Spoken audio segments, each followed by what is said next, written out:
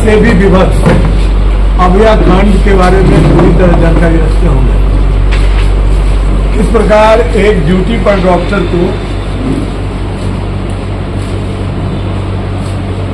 न केवल उसके साथ बलात्कार किया गया, शरीर को विक्षत किया गया, उसको जान से भी दखल होना पड़ा।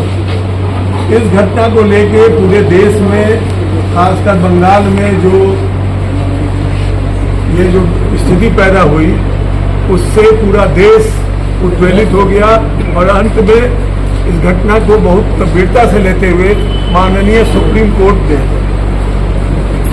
डॉक्टरों की सुरक्षा, डॉक्टरों के सुविधाएं, इन सब पर विचार करने के लिए सरकार को आदेश दिया और एक टास्क फोर्स का गठन किया, जिसमें देश के नामी डॉक्टर्स और अफसर्स भी शामिल हैं, जिसका रिपोर्ट 2 महीने में आने की बात हो रही है।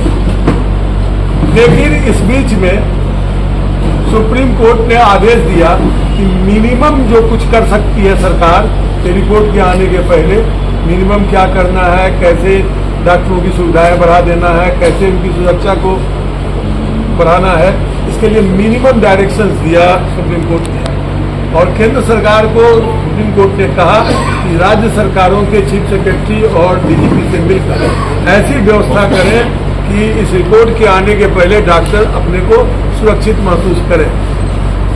दुर्भाग्य है, केंद्र सरकार ने राज्य सरकारों को भेजा, बंगाल को भी भेजा होगा, बिहार को भी भेजा, सभी राज्यों को एक लेटर भेजा 23 अगस्त 2024 को।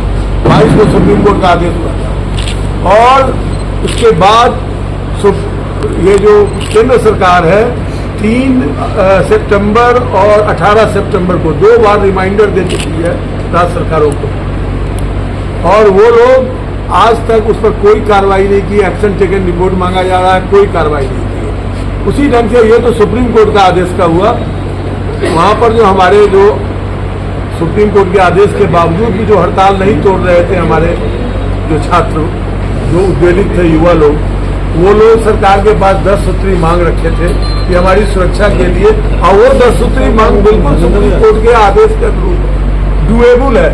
आईएमए कहता है कि वो कर देने लायक है तुरंत, वो डुएबल एक्ट को भी लोग वहां पर बंगाल सरकार ने नहीं किया।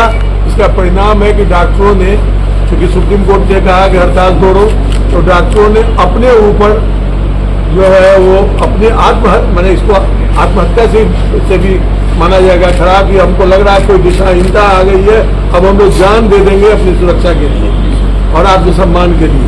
उन लोगों ने 10 दिन से वो लोग हैं और उसमें से 4 डॉक्टरों की स्थिति इतनी बदतर हो गई है कि उन्हें आईसीयू में भर्ती किया गया।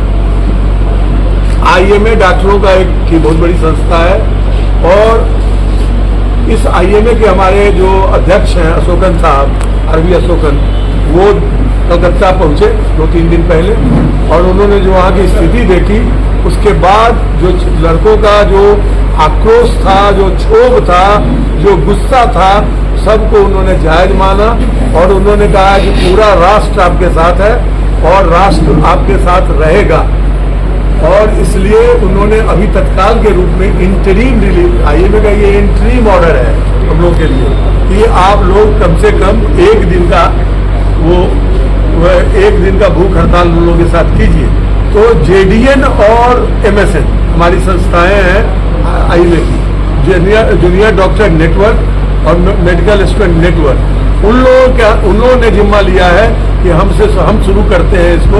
और उन लोगों ने आज देश के कोने कोने से, आप सब जगह जो है वो, भले ही चूंकि पर्व था बीच में बिहार में भी, भले ही कुछ कम बेसी जो भी हो, लेकिन सब जगह जो है वो ये आंदोलन हुआ है और लड़के जो है वो कहीं धरना दिए हैं, कहीं जुलूस निकाले हैं, कहीं वो भूख हड़ताल पर बैठे हैं। पूरे देश में है, चाहे दिल्ली का एम्स हो, चाहे पटना का एम्स हो या यहाँ के जितने प्राइवेट गवर्नमेंट हो। तो आज आप लोगों के माध्यम से मैं आईएमए बिहार की ओर से, हमारे नेतागण यहाँ मौजूद हैं, उनकी बातों को मैं रखना चाहता हूँ कि क्या कारण है। लोग कभी कभी पूछते हैं कि डॉक्टरों की सुरक्षा के लिए अलग से व्यवस्था क्यों? आपकी भी सुरक्षा की व्यवस्था होनी चाहिए। तो ये सबसे बड़ी चीज है, समझने की जरूरत है, जिसको बार बार सुप्रीम कोर्ट ने भी समझा है कि डॉक्टर केवल अपनी सुरक्षा नहीं चाहता है, डॉक्टर की सुरक्षा के साथ जुड़ा हुआ है रोगियों की सुरक्षा। और एक डॉक्टर पर आप हमला करते हैं, अस्पताल बंद हो जाता है, डॉक्टर की मृत्यु से उसके अंदर में जितने डॉक्टर जितने रोगी काम कर हैं उनके वहां भर्ती, उनको नुकसान होता है। तो ऐसी हालत में डॉक्टरों की सुरक्षा केवल डॉक्टरों की सुरक्षा नहीं है, पूरी स्वास्थ्य सेवा की सुरक्षा है। और डॉक्टरों की सुरक्षा अगर जो देश नहीं कर सकता है, और फिर स्वास्थ्य व्यवस्था को कैसे ठीक कर सकता है? तो हम लोग बहुत दिनों से मांग रहे हैं, हमारा केंद्र सरकार से भी मांग रही है। केंद्र सरकार से हम लोगों ने मांगा था कि आप लोग को सबको मालूम है कि जिस समय कोविड-19 हुआ था, उस समय हम लोगों को पुल बरसाया गया था और हम लोगों की सुरक्षा के लिए एक बहुत ही स्ट्रॉन्ग कानून देश में आया था। महामारी के का जो एक्ट है उसी में उसको डाला गया था और वो गंभीर था, और उसके आने के बाद बहुत से कानून, बहुत सी घटनाएं रुक गई, कम हो गई। तो अगर आप 4 साल वो कानून बना के रख सकते हैं और 4 साल से लोग उसके डर से डॉक्टरों पर हमला बंद कर सकते हैं, तो उसके बाद क्यों नहीं करेंगे? क्या आज डॉक्टर जो है उनका महत्व खत्म हो गया समाज में? क्या आज डॉक्टरों की जरूरत आपको नहीं है? तो ये बातें हम लोग सरकार से, केंद्र सरकार से कह रहे हैं। तो केंद्र सरकार बहुत कारणों से, कि ये राज्य सरकार का मामला है, ये लॉ एंड ऑर्डर राज्य सरकार का मामला है, जबकि आप जानते हैं कि क्रिमिनल एक्ट जो है वो केंद्र सरकार के अंदर भी आता है। सारा CRPC, IPC सब जो है वो केंद्र सरकार बनाती है।